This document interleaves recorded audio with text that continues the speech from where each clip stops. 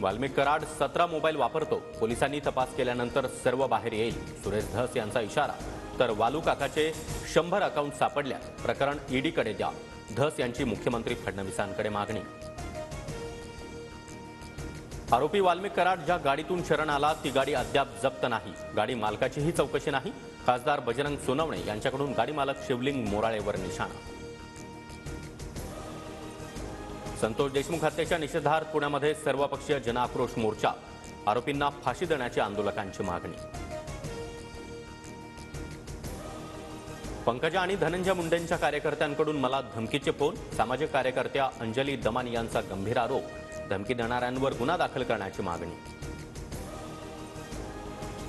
माझी सुरक्षा काढा पण अंजली दमानी यांना सुरक्षा द्या, धमकी आल्याच्या दमानी यांच्या दाव्यानंतर खासदार सुप्रिया सुळेंची मागणी.